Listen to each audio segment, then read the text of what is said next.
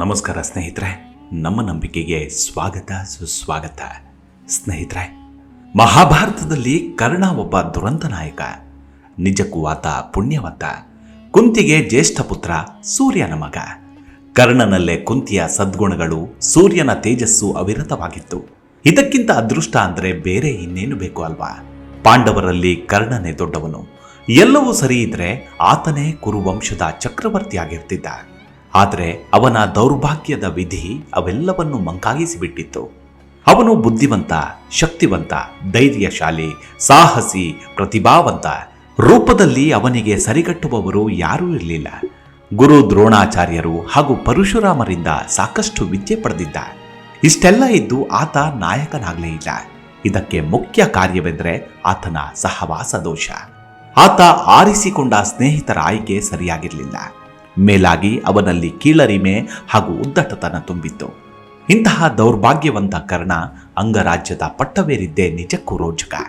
ಬನ್ನಿ ಹಾಗಿದ್ರೆ ಇವತ್ತಿನ ಎಪಿಸೋಡ್ನಲ್ಲಿ ಕರ್ಣನ ಅಂಗರಾಜ್ಯದ ಪಟ್ಟಾಭಿಷೇಕ ನಡೆದಿದ್ದರ ಪ್ರಸಂಗ ಹೇಗಿತ್ತು ಅನ್ನೋದನ್ನ ಸಂಪೂರ್ಣವಾಗಿ ತಿಳಿದುಕೊಳ್ತಾ ಹೋಗೋಣ.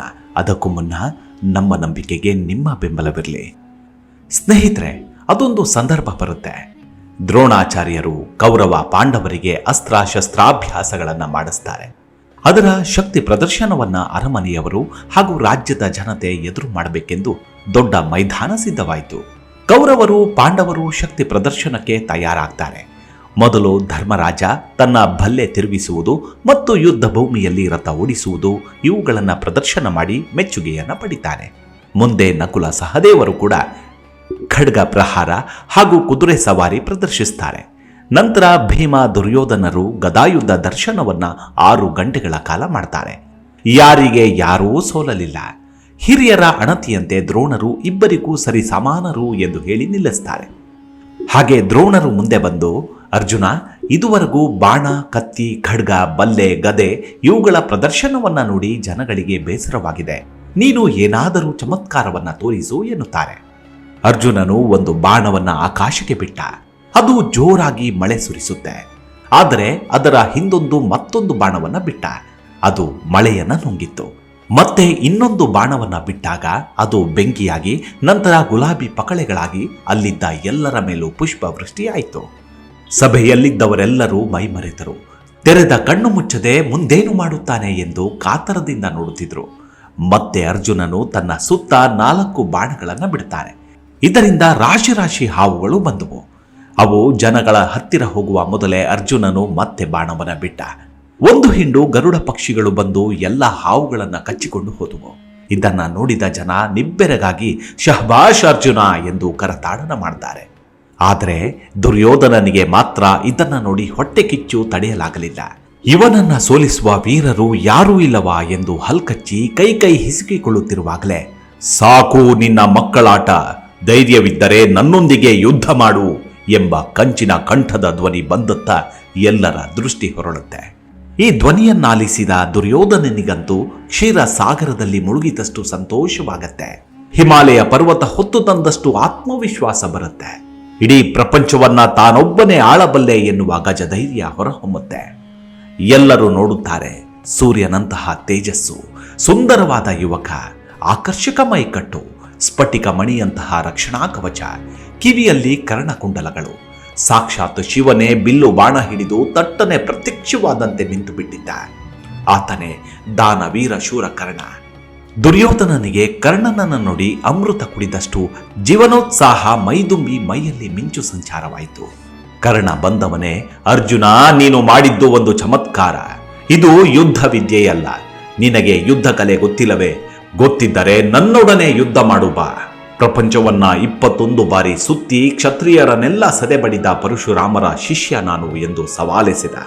ಜೊತೆಗೆ ಧೋರಣೆಯಿಂದ ಗಟ್ಟಿಯಾಗಿ ಸ್ಥಿರವಾಗಿ ನುಡಿದ, ದುರ್ಯೋಧನ, ಹೆದರಬೇಡ, ಧರ್ಮ ಶಕ್ತಿಯನ್ನ ಹಿಂಬಾಲಿಸಿ ಬರುತ್ತದೆ ಎಂದನು.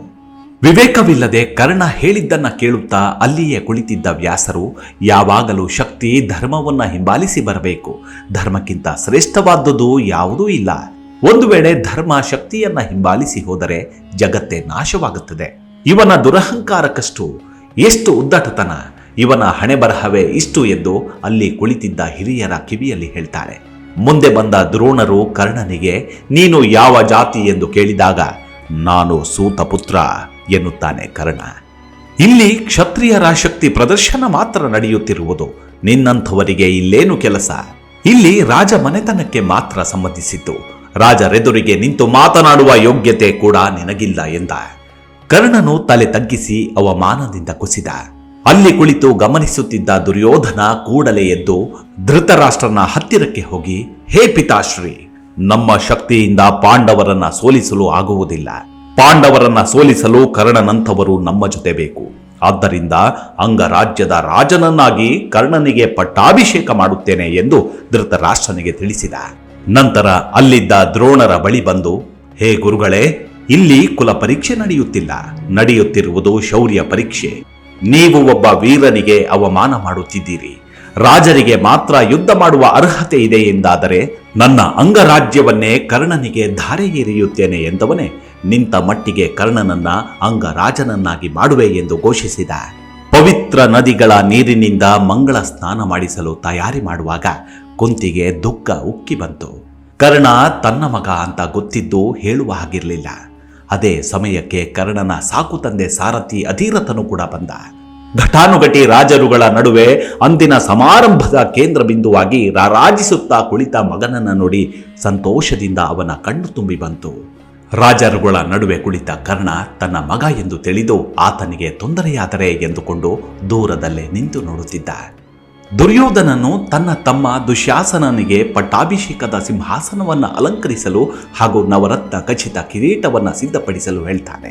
ಪುಣ್ಯವಂತ ಸ್ತ್ರೀಯರೇ ಕರ್ಣನಿಗೆ ಮಂಗಳ ಸ್ನಾನ ಮಾಡಿಸಿ ವೀರ ತಿಲಕವನ್ನ ಹಣೆಗೆ ತಿದ್ದಿರಿ ಎಂದು ಆಜ್ಞೆ ಮಾಡಿ, ಈ ದಿನವೇ ಜಾತಿ ಅನ್ನುವ ಮಾತನ್ನ ನಿಮ್ಮೆಲ್ಲರ ಸಮಕ್ಷಮದಲ್ಲಿ ಸುಟ್ಟು ಭಸ್ಮ ಮಾಡುತ್ತೇನೆ ಎಂದು ಅಬ್ಬರಿಸಿ ಕರ್ಣನ ಬಳಿ ಬಂದು ನಿಂತ. ಅವನ ಭುಜದ ಮೇಲೆ ಕೈ ಹಾಕಿ, ಏ ಗೆಳೆಯ, ನಿನಗೆ ಅಂಗರಾಜ್ಯ ಮಾತ್ರವಲ್ಲ, ನನ್ನ ಸಿಂಹಾಸನದಲ್ಲಿ ಅರ್ಧ ಪಾಲು ಸಿಂಹಾಸನ ನಿನಗೆ ದಾರಿ ಎರೆಯುತ್ತೇನೆ ಎಂದು ಶಪಥ ಮಾಡಿ ಕರ್ಣನನ್ನ ಅಂಗರಾಜ್ಯಕ್ಕೆ ರಾಜನನ್ನಾಗಿ ಮಾಡುವ ತಯಾರಿಗೆ ಹೊರಟ. ಅಲ್ಲಿರುವ ಸ್ತ್ರೀಯರು ಕರ್ಣನಿಗೆ ಮಂಗಳ ಸ್ನಾನವನ್ನ ಮಾಡುತ್ತಿದ್ದರೆ ಆ ಹೊತ್ತಿಗೆ ಕರ್ಣನಿಗೆ ತಂದೆ ಅಧಿರಥ ಬಂದದ್ದು ಕಾಣಿಸುತ್ತೆ. ಮಂಗಳ ಸ್ನಾನವನ್ನ ಅರ್ಧದಲ್ಲೇ ಬಿಟ್ಟೆದ್ದು ಮೈಯಲ್ಲಿ ನೀರು ತೊಟ್ಟಿಕ್ಕುತ್ತಿದ್ದರೂ ಲೆಕ್ಕಿಸದೆ ಓಡಿ ಬಂದು ತಂದೆಯ ಕಾಲಿಗೆ ನಮಸ್ಕರಿಸಿ ಅಪ್ಪ ಎಂದು ಪ್ರೀತಿಯಿಂದ ಕರೆದ. ಇದನ್ನು ಅಲ್ಲಿ ನೋಡುತ್ತಿದ್ದ ಜನರು ಅವನ ಧೈರ್ಯ, ಒಳ್ಳೆಯತನ, ಅಂತಃಕರಣ ಕಂಡು ಅಭಿಮಾನದಿಂದ ಕರ್ಣನಿಗೆ ಜೈಕಾರ ಹಾಕ್ತಾರೆ. ನೋಡಿದ ಜನರು ಏನು ತಿಳಿದುಕೊಳ್ಳುತ್ತಾರೋ ಅಂತ ಹೆದರಿ ರಾಜನಾಗುವ ಆಸೆಯಿಂದಲೋ ತಂದೆ ಸಾರಥಿ ಎಂದು ಗೊತ್ತಾದರೆ ಈ ಅವಕಾಶ ನನಗೆ ತಪ್ಪಿ ಹೋದರೆ ಎಂಬ ಸ್ವಾರ್ಥದಿಂದಲೋ ಇಂತಹ ಕೀಳು ಮಟ್ಟದ ಯೋಚನೆ ಮಾಡದೆ ರಾಜರುಗಳು ಹಾಗೂ ಸಾವಿರಾರು ಜನರ ನಡುವೆ ತಂದೆಗೆ ಗೌರವ ಕೊಟ್ಟ ಕರ್ಣನ ಗುಣ ಎಲ್ಲ ಕಾಲಕ್ಕೂ ಆದರ್ಶಪ್ರಾಯವಾಗತ್ತೆ. ಎಲ್ಲರ ಸಮ್ಮುಖದಲ್ಲಿ ದುರ್ಯೋಧನನು ಕರ್ಣನಿಗೆ ಗೆಳೆತನದ ಅಭಯ ಹಸ್ತ ಚಾಚಿ ಕರ್ಣನಿಗೆ ವಿಜೃಂಭಣೆಯಿಂದ ಪಟ್ಟಾಭಿಷೇಕ ಮಾಡಿ ಅಂಗರಾಜ್ಯದ ರಾಜನನ್ನಾಗಿ ಮಾಡ್ತಾನೆ. ಮುಂದೆ ನಡೆದದ್ದು ಇಬ್ಬರು ಘಟಾನುಘಟಿ ಗೆಳೆಯರ ಅಹಂಪ್ರಜ್ಞೆಯ ಕಗ್ಗೊಲೆ. ಧರ್ಮ ರಕ್ಷಣೆಗಾಗಿ ಜಯ ಬೇರಿಸಿದ್ದು ಕೃಷ್ಣನ ಪಾಂಚಜನ್ಯ ಮಾತ್ರ. ಇವಿಷ್ಟು ಕರ್ಣನ ಪಟ್ಟಾಭಿಷೇಕದ ಕುರಿತಾದ ಕೆಲವೊಂದಷ್ಟು ಮಾಹಿತಿ. ಮುಂದಿನ ಎಪಿಸೋಡ್ನಲ್ಲಿ ಮತ್ತೆ ಸಿಗೋಣ.